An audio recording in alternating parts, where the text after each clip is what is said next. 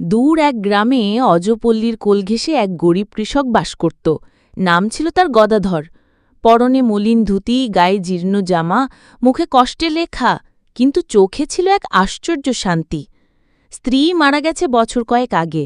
একমাত্র ছেলেটি শহরে কাছে কাজের সন্ধানে, আর গদাধর একাছে পাহাড়ে কাঠ কাটে, বাজারে বিক্রি করে, আর সামান্য চাল ডাল এনে কোনো মতে দিন কাটায়।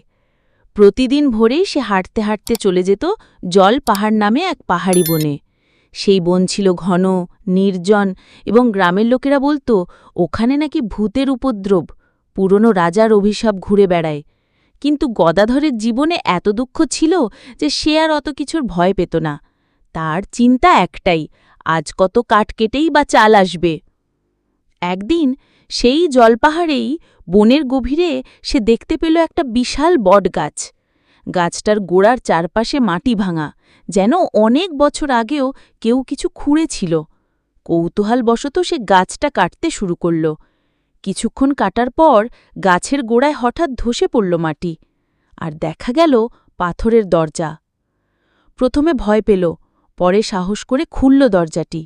ভেতরে নামার মতো পাথরের সিঁড়ি, নিঃসন্দেহে বহু পুরনো। গদাধর মশাল জ্বালিয়ে নিচে নামতে লাগল। নেমে সে যা দেখল তা দেখে তার নিঃশ্বাস আটকে গেল। সোনার মোহর, রত্ন, রাজকীয় অলঙ্কার, আর এক কোণে বাঁধানো একটি প্রাচীন গ্রন্থ। সে বুঝল এ এক গুপ্তধন, হয়তো প্রাচীন কোনো রাজবংশের।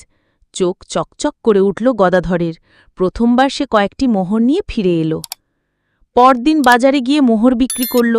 সোনার দাম দেখে তার মাথা ঘুরে গেল। এত টাকা সে কোনো দিন কল্পনা করেনি। সে নতুন জামা কিনল, পাকা ঘরের কাজ শুরু করল, ভালো চাল ঘি খেল। গ্রামের লোকের অবাক হয়ে তাকাতে লাগল।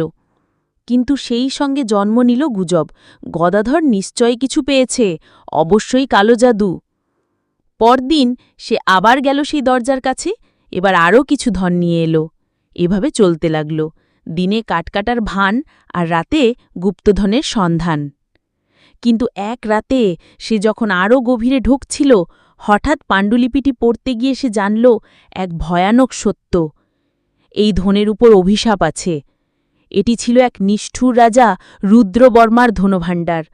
মৃত্যুর আগে সে অভিশাপ দেয়, যেই এই ধন ছোবে তার জীবনে হবে অশান্তি, বিভাজন এবং একাকিত্ব। গদাধর প্রথমে পাত্তা দিল না, কিন্তু শীঘ্রই শুরু হল বিপদ। তার ছেলে, যাকে বহুদিন খোঁজ করছিল, ফিরে এলো, কিন্তু সে বাবার ধন দেখেই লোভে অন্ধ হয়ে পড়ল। বাপ ছেলের মধ্যে ঝগড়া হল। ছেলেটি ধন নিয়ে পালাতে গিয়ে এক দুর্ঘটনায় প্রাণ হারাল। গ্রামের লোকেরা মুখ ফিরিয়ে নিল, কেউ বলল চোর, কেউ বলল অভিশপ্ত। গদাধরের শান্ত জীবন ভেঙে পড়ল।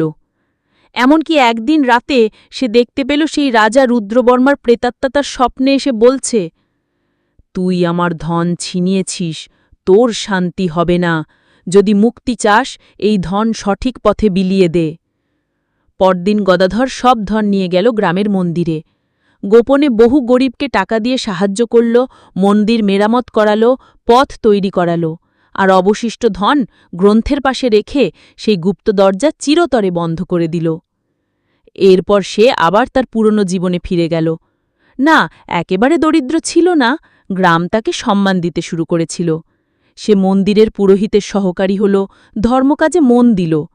তার চোখে তখন আর লোভের ঝিলিক ছিল না, বরং ছিল জ্ঞান ও শান্তির দীপ্তি। গুপ্তধন একদিন তার জীবন বদলে দিয়েছিল, আবার সেটাই তাকে শিক্ষা দিয়েছিল। সত্যিকারের ধন হল আত্মিক শান্তি ও মানুষের উপকার।